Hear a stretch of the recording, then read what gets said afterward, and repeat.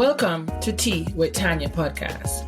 Every week, I'll be brewing up a perfect blend of public health stories, which will include maternal and reproductive health, career and academic advice, self-love, health, and wellness tips.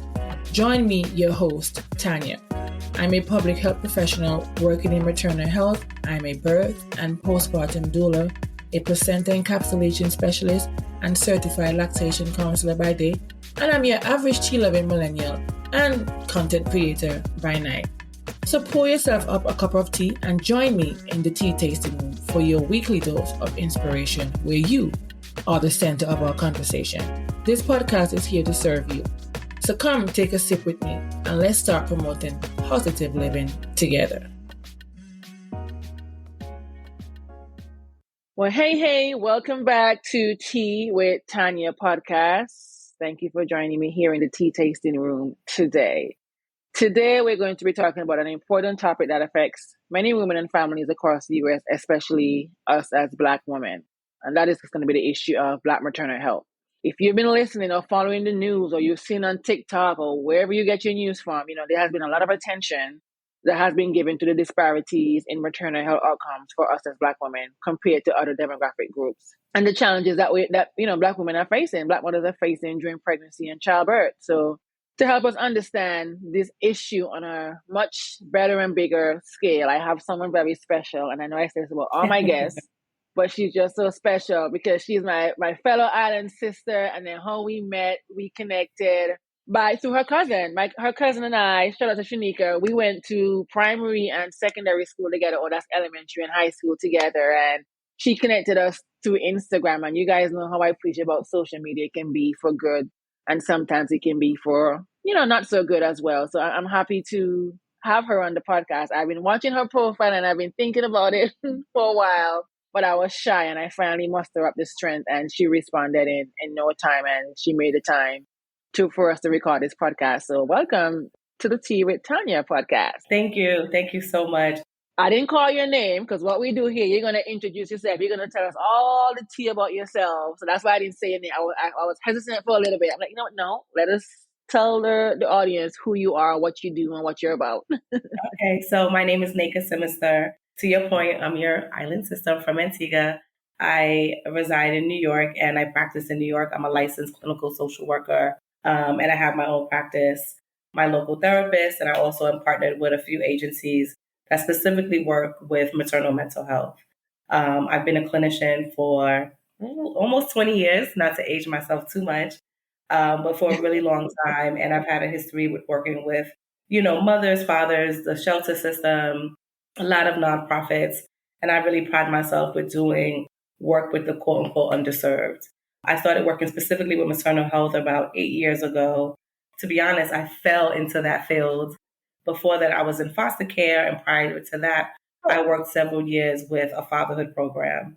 And what really made me fall in love with maternal mental health is that I'm from the belief where the mom is kind of the head, right? Like if mom is good, kind of everybody else is good. And so, I just happened to be a little bit ahead of the game before it became really popular to discuss these things. Now, has there been a problem with Black maternal health for a really long time? Yes, but I think why it became public in the last couple of years is because famous people started talking about it. Mm-hmm. You heard Serena Williams, right? And some other celebrities that had near-death experiences during childbirth. And so it was just this highlight that it wasn't a social-economic problem. Yeah. Right?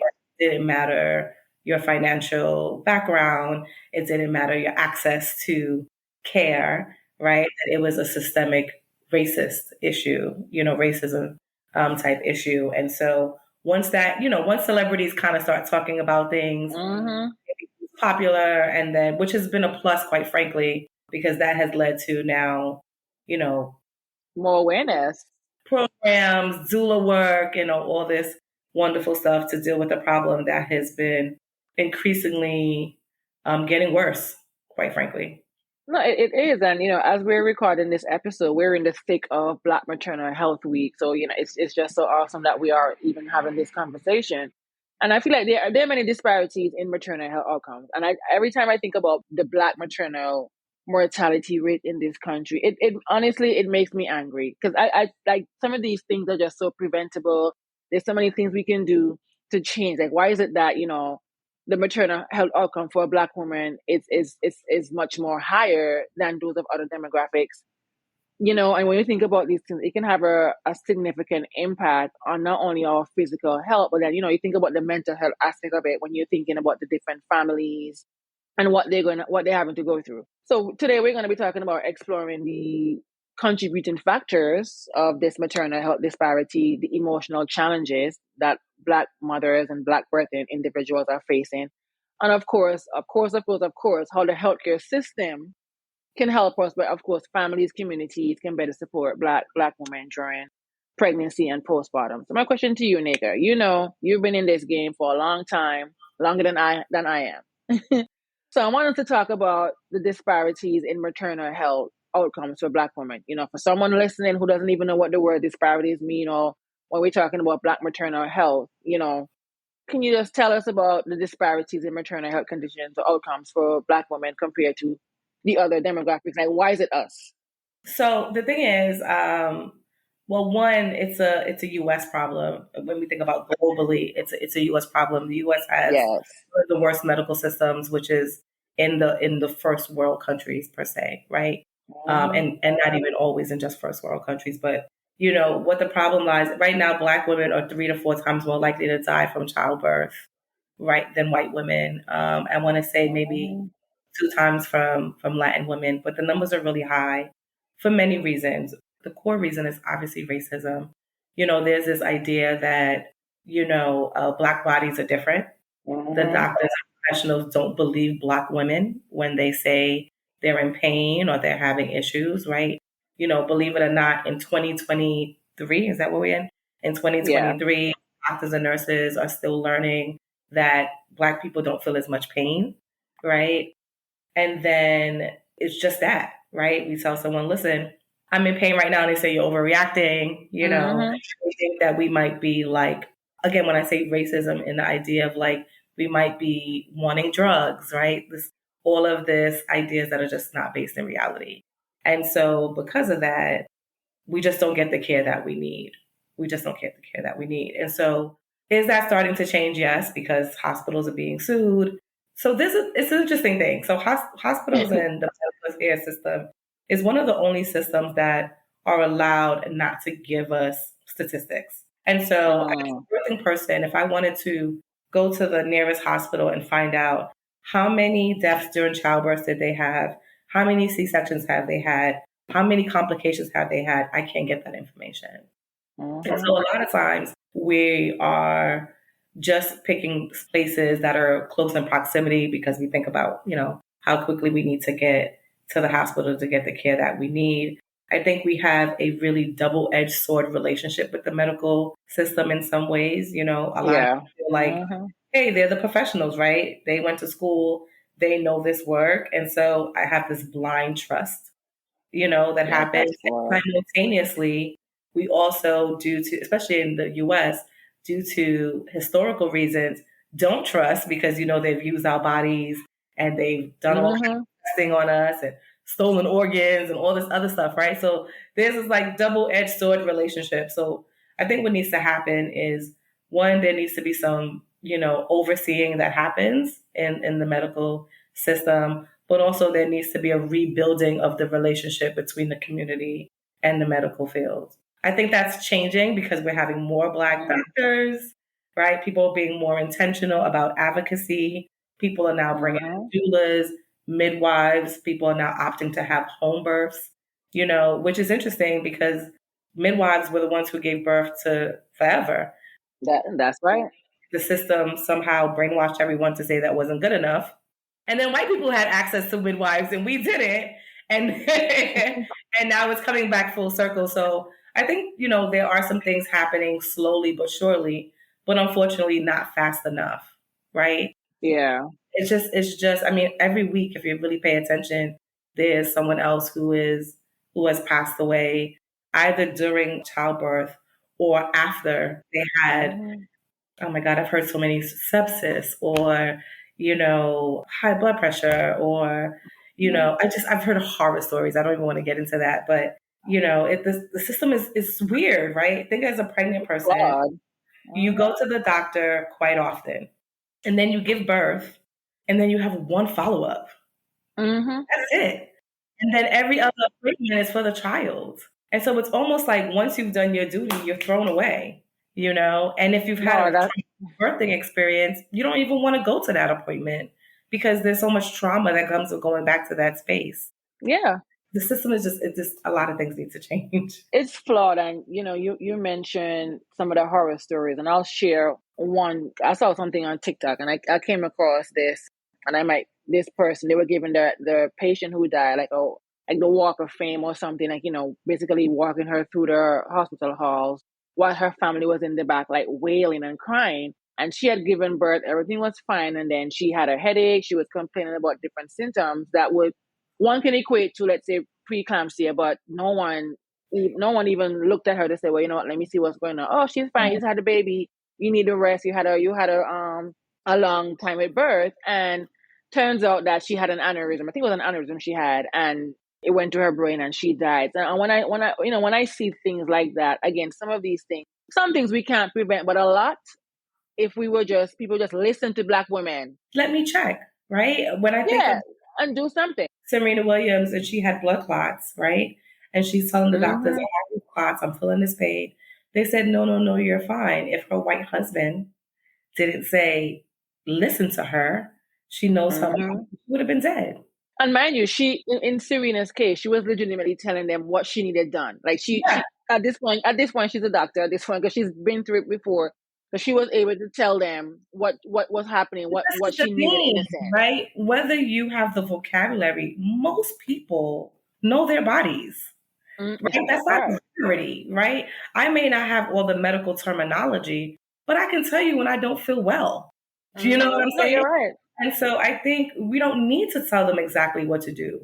We need to just say, you know what? I'm feeling exhausted. Can you check? Can you just listen and act? That's it, right? I don't feel right. It's enough to prompt help. Yeah, it just makes me so mad. I was in class today, and I remember my professor saying something along the lines of, we need to have healthcare. And we'll talk about healthcare later on.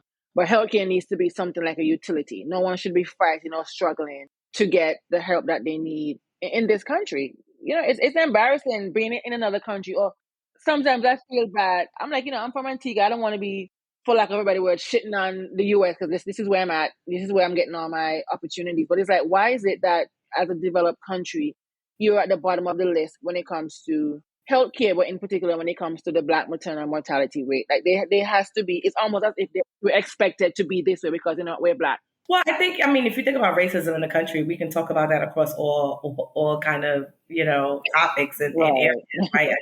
This is not specific to the medical field. It just happens to be the thing that we're talking about, right? We can talk about that in education. We can talk about that, in business. There's always going to be these discrepancies just by nature of the history of the country. But the thing about it is there was a huge time where we didn't have access to social media. We didn't have access to all this information. So it happened in silo. And the reality is, as much as, there's no country that's all good and all bad, right? America has its pluses, but the reality is it is a country that's based on money and not on the health of the community, right? And as a minority of people generally who don't have access, to a lot, we are going to get the shitty end of the stick. And then you think about stigma, right? If I'm already seen as this aggressive person who's problematic and all these things, that would lead me to not advocate in a way that someone else would never even think of, right? If our counterpart had an issue, they would knock things off the table and say, serve me right now. And people would just say, oh my God, they're in distress. But as a Black presenting person, if I knock down something, they'll be like, oh my God, look at this aggressive person. Yeah. Let's call the police, right? Like the consequences are far different. Yeah. People, unfortunately, for a long time, didn't say anything because of the stigma and the consequences that would come with advocacy. So, there's so many different things that play a part to why this is problematic. And I agree. And like you mentioned earlier about the midwives being the ones who were helping birthing people to bring their baby into this world before doctors, of course, I mean, there were doctors, of course, but I mean, I feel like midwives were the one. Back in the day, it was a midwife. You would really hear people talk about a doctor for whatever reason. And it's interesting that you said, no, I mean, we know we have our doctors. Don't get me wrong. What, growing up where we grew up, when we had that midwife come, it wasn't, or we were more reliant on our midwives to support us. And I think about, and right now I'm going through a training at work to get our community health worker certificate. And even since the certification and since the pandemic, the community health workers profession has come to the forefront in a sense where they're bridging the gap between, participants in programs or patients and their healthcare provider, just to provide more education and resources. And I heard a story. I don't know if you heard about this story recently. There was a couple, I think, might have been in Texas, and mom had a home birth. And they took the baby. Yeah, I know about that story. I was one of the people. Yeah, right. Mom had a home birth and you took the baby. So my question to you is, how can we promote, we're trying to promote bonding with the baby. We're trying to decrease postpartum depression or anxiety. We're trying to ensure that babies are making it to their first birthday. How does one deal with that and that emotional challenge that is faced by not only her, her situation, but Black mothers in general? So I think we have to separate that situation. Those are kind of two different things, right? Okay, right. That particular situation happened because, her baby had jaundice. She went to the hospital and happened to have an ACS worker who may not have understood that home births are a choice and then decided that part. Responsible. And so there are some implications around that have nothing to do with bonding and birthing and stuff like that. Is mom affected by that? Of course. But I think the bigger issue in that specific topic, based on the information we have right now, is that, there was some worker who just didn't get all the information, and just like many people who are not a part of the culture may look at a picture, make an assessment that's not based in reality, and then call the authorities, right? And because most social service agencies kind of go by cover your ass theory, they're always going to go in hard and say sorry later, right?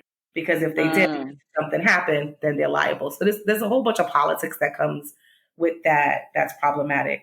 Separately, though, you asking about bonding and mental health. I think, when we talk about maternal mental health, we call them PMADs, perinatal mood and anxiety disorders, right? And so what that is like postpartum depression, postpartum anxiety, postpartum OCD, right? And worst case scenario, psychosis. And there are many reasons that can be developed, right? That can be developed because of a traumatic birthing experience.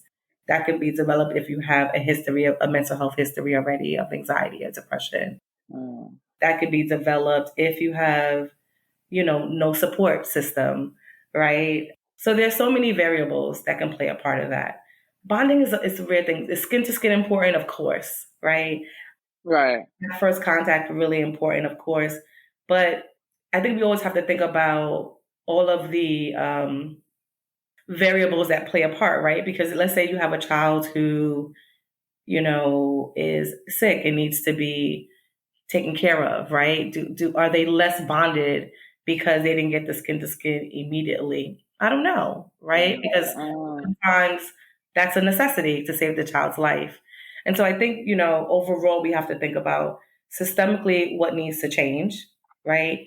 Then we need to think about once baby comes home and mom is healthy and baby's healthy, who needs to support them? What do they need, right? And how do we offer really good follow-up and kind of sustainable support?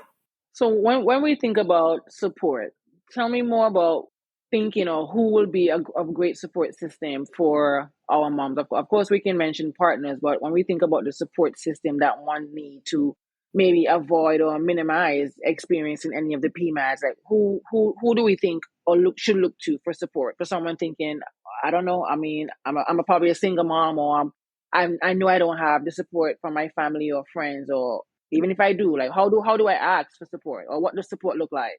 Well, one, I think we don't want to minimize partners. I think that's been a problem from the community in the first place, right?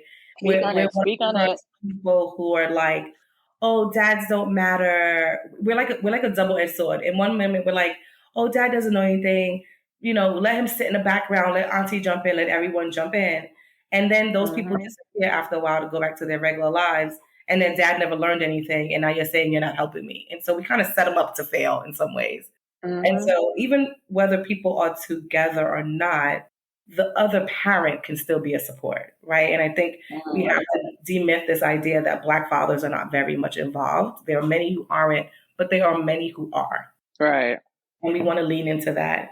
And then I talk about family as the people that pour into you, right? Whether that's blood related or not.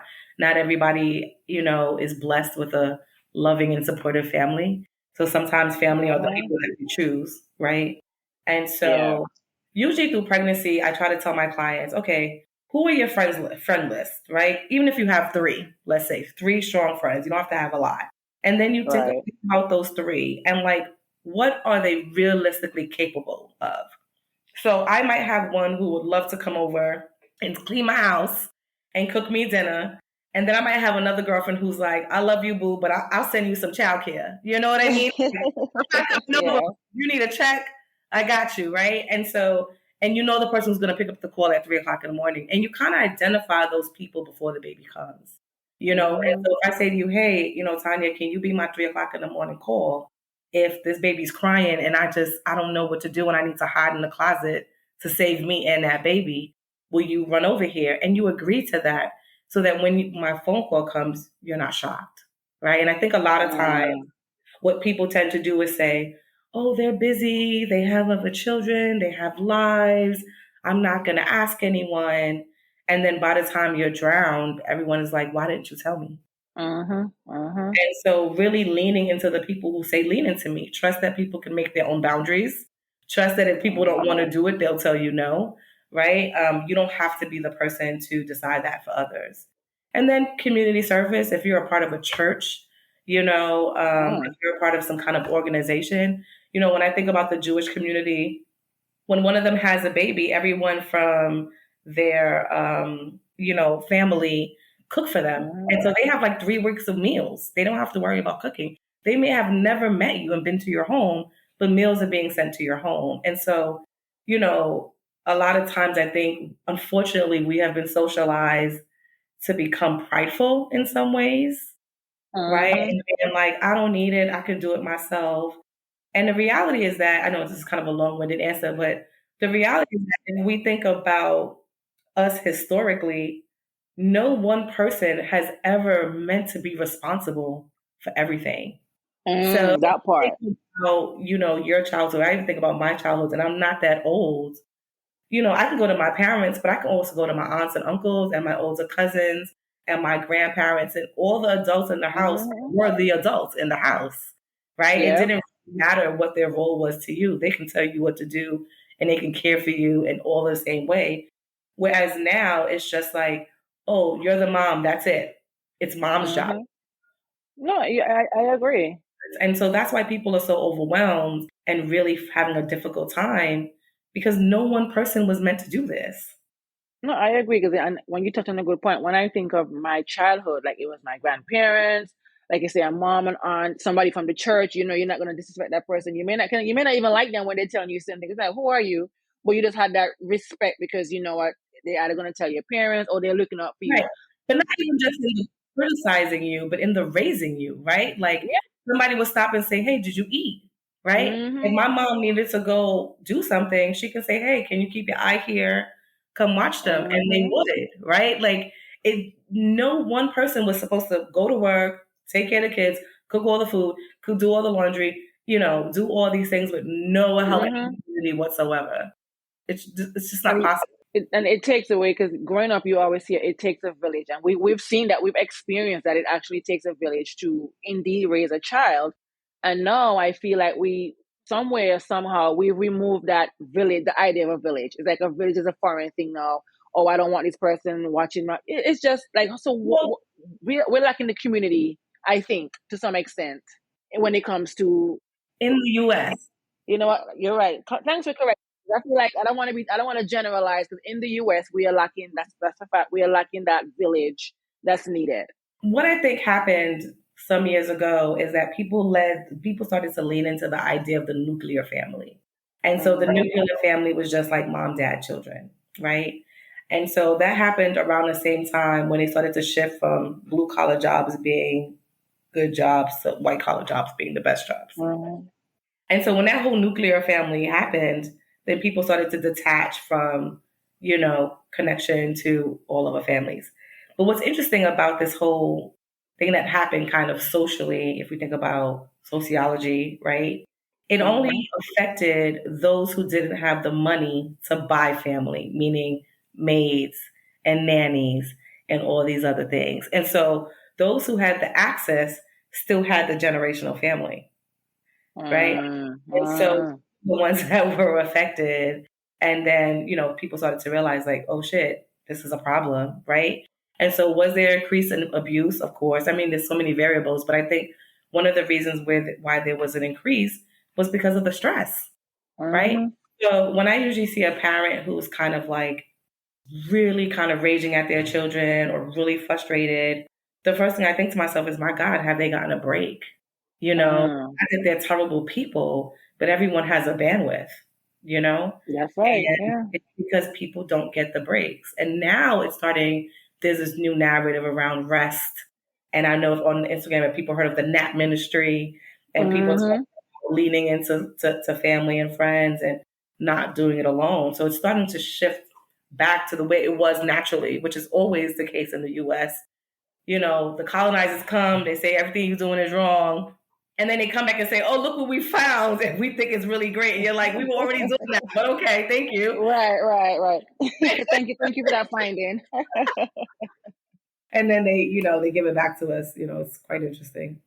I want to talk about moms going back to the workforce. And what do I mean by that? We know COVID has shifted and changed all of our lives, but when you think about their maternal or maternity leave here in this country, 6 weeks. In my opinion, and this may sound ignorant, but in my opinion, I'm still in the hospital or I'm still giving birth in 6 weeks. Like it's still a lot for me to process this new life that I'm now having to adjust to. So what can we, I mean, we've been trying our way and fight, but what can we do, or what can a mom listening to this episode consider or think about when she's thinking, okay, I only have 6 weeks of postpartum leave or maternity care leave. How am I going to adjust to this life with all the hormones going on, or my mental state may not be where it is right now? How can I best adjust, in a sense, to go back to work? You know what I mean? And so I can't give one answer because this is a kind of a state to Right, state. right. But I think for anyone who is still struggling, maybe if they're not physically ready or they're not emotionally ready, they can then apply for disability, to get an extension. I mean, it's kind of hard, right? Because it really is up to the company that you work for, right? And then it really depends on, how much money you need. Some people don't return back to work because it's not worth it for the childcare, because they'll get a check just to pay for childcare and can't pay anything else. So, I mean, there's so many variables, but I think at its most basic core, if you're not, to your point, yes, the system in the U.S. is crazy. Most countries give a year, you know what I mean? Right, right. But again, the U.S. is about making money, right? Not about people being well. This is a money society, right? So it's always going to be going back to work. What I think has changed, because mothers kind of, I mean, to your point, the COVID was horrible for everyone for many different reasons, all the losses and grief. But specifically for mom, there was a tax, because they Yeah. were expected to stay home and, work from home and take care of the kids and do schoolwork. And I don't think people really understand how crazy that is. And then, you're 2 years out of work, and then your business is now saying you've been 2 years out of work, and then they have them come back in. Some bigger companies, they have been implementing programs that are specific to moms re-entering the job market. But those are like really, really big companies with a lot of money, because they realize that it's just problematic. But I think women generally, COVID or no COVID, pay a mom tax, you know, Mm-hmm. because they're just expected to be the ones The to primary parent. to be the primary parent, and Mm-hmm. there's two parts to that. So that's the job part.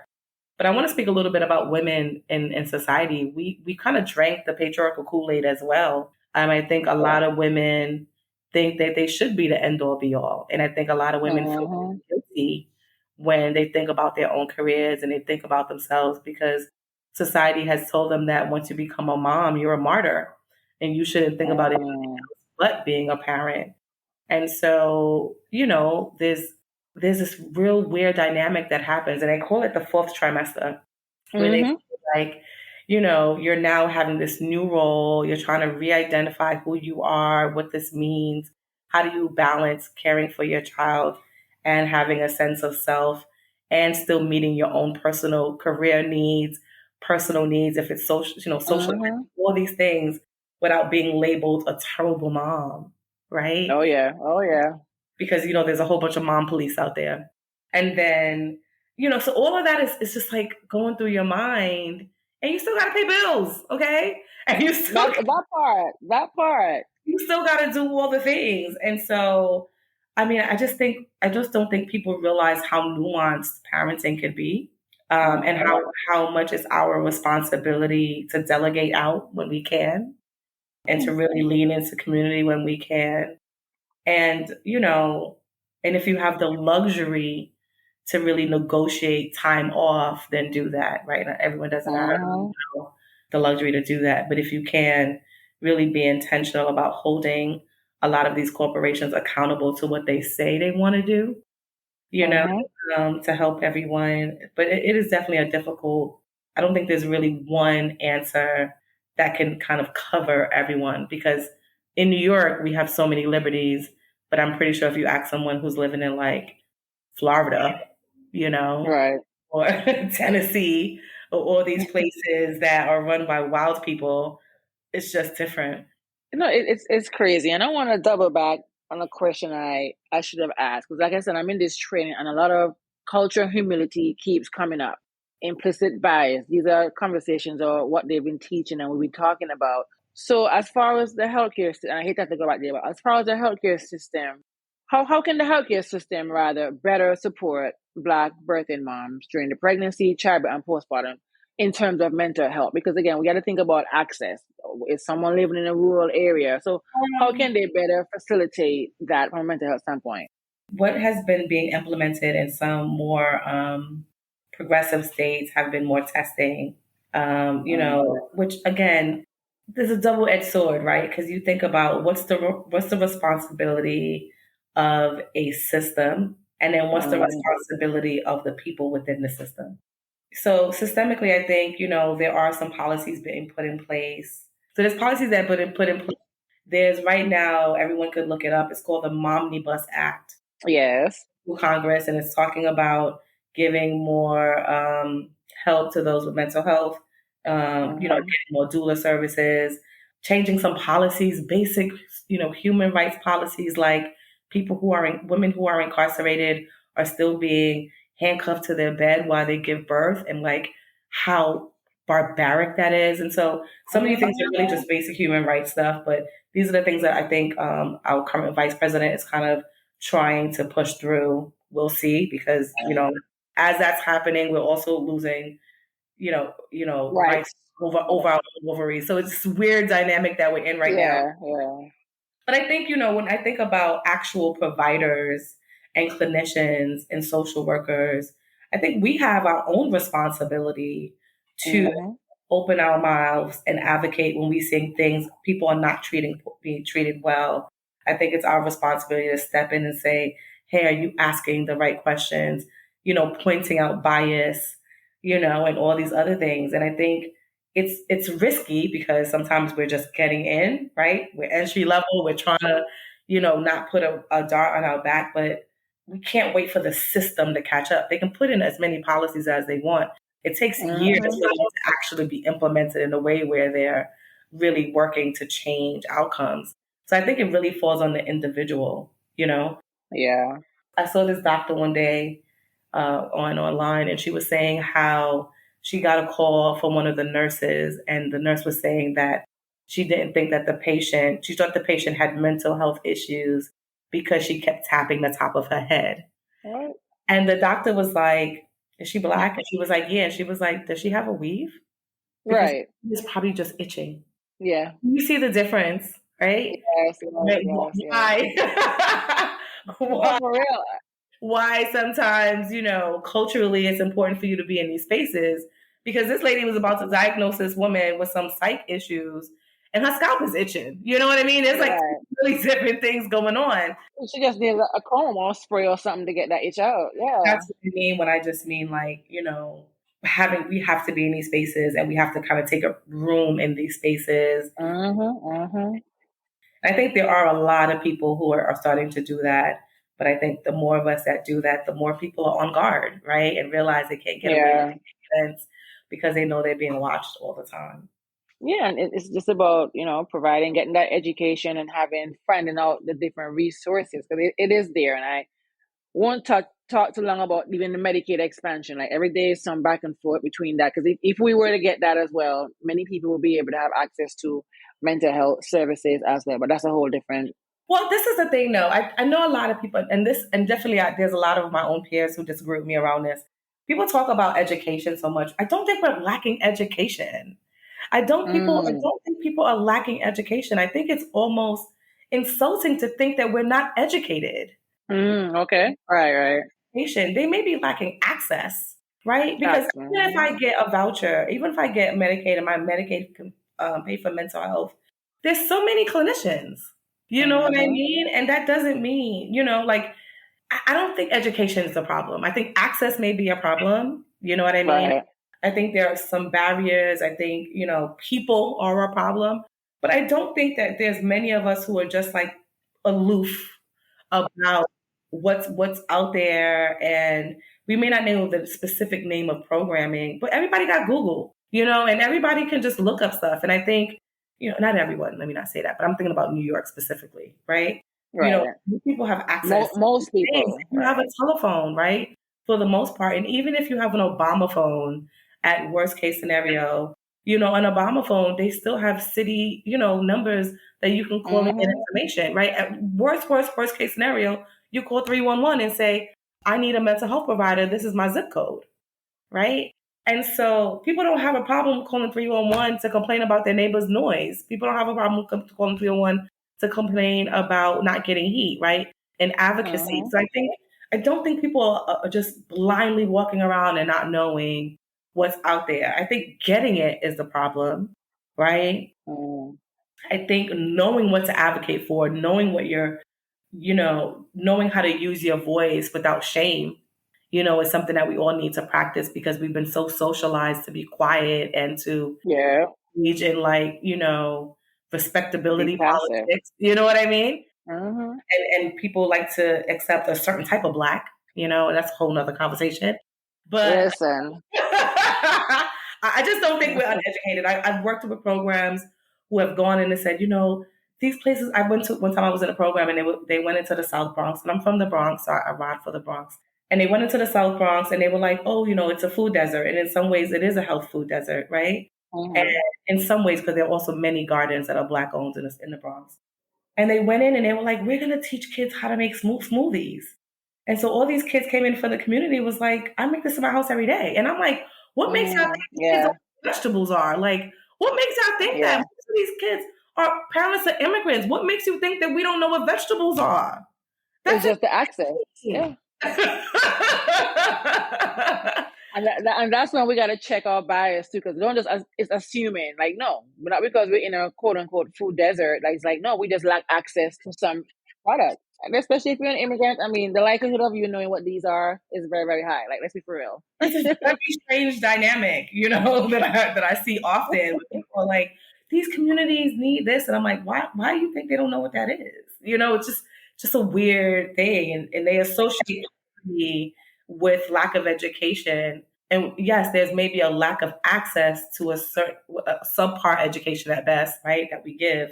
But that has nothing to do with actual knowledge, right, and smarts and things like that. Right? It's just the bias is a very dynamic thing.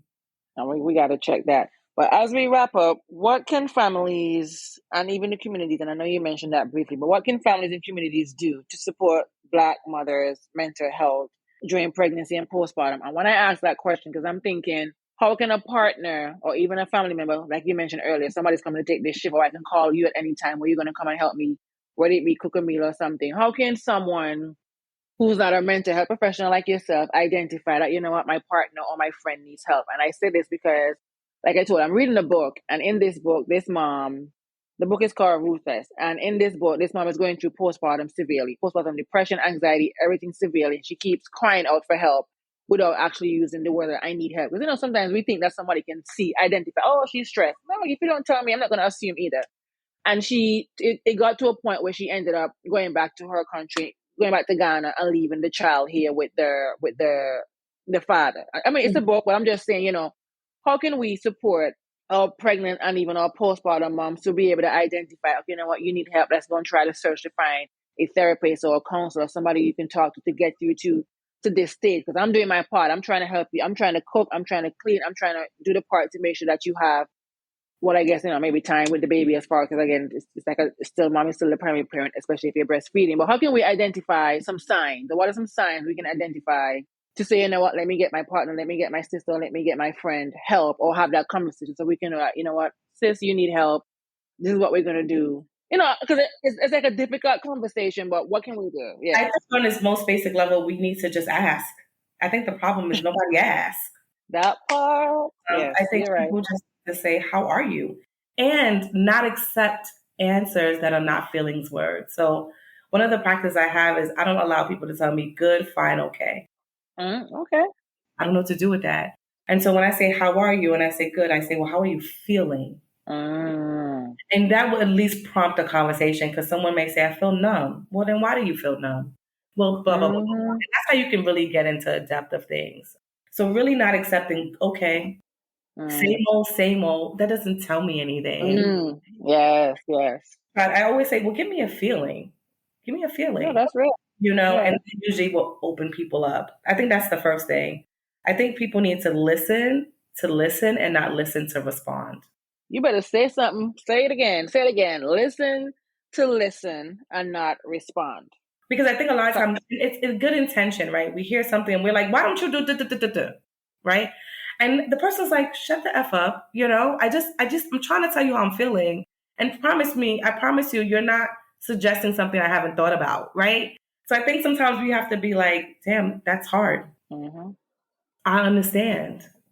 Wow, I didn't know it was like that. And sit and hold space for the person, because it's the most isolating time. The first year is so isolating.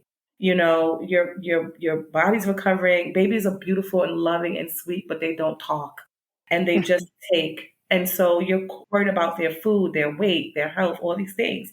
And so sometimes you want someone to hold space for you. There was something that you said was also a good help. Doing the tangible things, the cooking, the cleaning, right? People always be like, oh, let me come and hold the baby. Mom does not help with you holding a baby, okay? Facts. What she needs help is looking at them damn dishes and her house looking a mess and her clothes are dirty. And so to your point, the tangible things around to relieve some of the stress, And then I think as you continue to have the conversations and you continue to check in, like, hey, I'm just, sometimes you could just call and just say, I'm just doing a mental health check. You good? Yeah. And if the person says I'm not, then you get to say, have you spoken to your medical doctor? Call your medical doctor and make an appointment. And, if you want me to go with you, I can, something as simple as that. Yeah. So not going right into being like, you think you need therapy? Because that's the quickest way to shut Right. Yeah. Listen.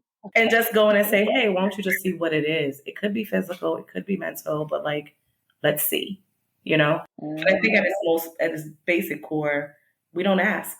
Or we don't ask to listen. We hear good and then we're like, okay, well, she's good. So, it's kind of like we're doing the bare minimum. Oh, let me just ask this person because, I got my life going on, but let me just ask for the sake of asking, just to feel like I did my part. But, again, because I've been guilty of us asking for the sake of asking back then, before, when I was much more immature. But now I'm like, no, if you're good, tell me why you're good. Tell me your feeling. I don't want to hear just good, because sometimes somebody asks me, how am I? I'm lying. But even if you're asking because you want to hear, good doesn't tell me anything. Right. Good compared to what? Right? So that's why I don't accept good. Fine, okay, so. People give phrase like it is what it is, same old day, every day. I always say, give me a feelings word. Yeah, I always try to find a follow-up question. Well, I'm going to steal that from you. Give me a feeling because I always try to follow up. Okay, what was good about today, or what did you do today that was good? Just to get more. Because I know for me, Yeah, and the reason why I do that is because I've been on the end when someone asks me, how you doing? And I will lie and I will say I'm good.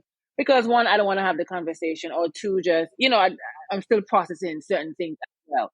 So, and right. I know in that moment, I realized, I know I could have spoken to that person, or even if I spoke to that person, then like, you know what, let me call. I feel so much good after that. So it's like Right. I realize now that just saying, "Oh, I'm good" to someone, or if someone tells me that, I have to ask. Well, usually good for the day is not good because I could be good today. That doesn't mean I'm That good part, tomorrow. yeah, That's, yeah, when you think about mental health, people are not down 24/7. There are many people who yeah. are functional depressives. They go to Mm-hmm. work every day, they do what they need to do, but they can't sleep or they sleep too much. They're Mm, functional. So good is relative. yeah. No, you're right. You're right. You're right. You're right. And I use a feelings chart. My clients are very annoyed with me. When I talk to them and I'm like, "How do you feel?" And they roll their eyes and they're like, let me get the chart." I'm like, "You don't gotta guess, get the chart." Yeah, Because it's not vocabulary that we're used to using. yeah. It's not, That's true. and so Yeah. sometimes we have, and I like that you just said sometimes we're not ready to talk about it. Mm-hmm. So even if you hear someone say like, "It's just so much," you can say, "I know you're not ready to talk about it, but I'm gonna check back." See, and that part too, because sometimes I think for me, and I know we're going off on a little tangent here. If someone tells me I'm not ready to talk, because I feel like I'm always trying to fix the solution or fix the problem rather. It's the And I'm problem. learning. I'm learning now. Especially as a doula and in working in this maternal health, you just cannot. People are not ready. Sometimes I'm not ready, and I'm not a mom. I'm not ready to talk about some things. And I used to get offended when someone would say, "I'm not ready to talk about it," and it's like but then they would come to me in their own time. But at the same time, you want them to understand. You want them to know that I know you're not ready, but like I said, I'm here for you. Whatever you need, I'm here to support you. Instead of being offended by someone telling you, well, for me, I don't know about anybody else, but I know for me, sometimes I've gotten that way. So I think in those moments, and this is just a side thing, in those moments when we feel offended, and also to what you just said, you're not responsible. That's the ego, right? The ego says, "I can fix this," and Yeah. I think, and I think when I first started this, I used to think that too, like, if you're not getting better, what am I doing wrong? Right. Or like Mm-hmm. all these things. But I think then we have to think like, why we're not, these people lived full lives before we came along. And Yeah. if Yeah. they're struggling, they have survived thus far. And so they do have some tools. And so they don't have to be ready. And nor are we fully responsible for their healing, right? We're just there to Mm-hmm. guide. That's it. Yeah. We're just there to No, I agree. and when they lean in, we lean in. And if they lean out, we allow them to lean out, right? Yeah. Yeah. Well, yeah. Well, on that note, thank you for joining me here. I feel like I can talk to you from now until forever. Like honestly, There's so many topics. Well, there's so many, and I am definitely you're going to be hearing from me again because we're going to get you back on this podcast again to talk about so many other things. Because I'm telling you, you are a gem. You keep it real, and I'm pretty sure that's probably why your clients keep coming back because you're not sugarcoating. You're trying to guide us along the right path in the most authentic way Yeah. possible. So I definitely want to thank you for being so open and being so kind and welcoming. You know what I mean? Like from the minute when I sent that, I'm like, oh my gosh, she's probably gonna say no, I'm too busy. The many thoughts that I've had in my head when I first reached out, and I just knew that I wanted to reach out, even besides of the podcast, because just seeing what you're doing, being on your website and everything. So thank you so much, my island sis. No, thank you. I love what you're doing. I was going through your podcast because I don't go on nobody's podcast unless I see what they. Oh Lord. I saw that you just made 50, which is pretty awesome. Congratulations. Yes, thank you, thank you. I'm trying. It's hard. You're doing good work. I think, anybody who's bringing information to the masses, right, is doing the work, right? So thank you for that. I'm honored to be a part of it. And, anytime, pick my brain. I have a plethora of information. Listen, that I know. But before we go, tell the people where they can find you. Let's connect, let's network. Where can we find you? And I'll put it in the show notes. So you can find me on Facebook, Instagram. My name is Nneka Symister, Nneka_Symister. My practice is called My Local Therapist, but you could also find me in Therapy for Black Girls. You can find me in Alma. You can find me on Psychology Today. You can find me with Seleni.org, which is an organization specifically for maternal mental health. And you can even find me at Black Men Heal. So I dip my hand in a lot of places, right? Because I believe in giving to the community as much as I can. Yes, but I'm not hard to find. So, and if you have questions, DM me. I'm really open. And I can give resources if I have it. And if I don't have it, I'll send you to the person who does have it. Yes, we love that. A true boss, Black, beautiful queen doing Thank you. Doing great work. And it's needed. And we just got to keep fighting. So I look forward to having you back here. We're here doing our best, right? Yes, we are. All right, guys. Thank you. I shall see you guys in the tea tasting room next week.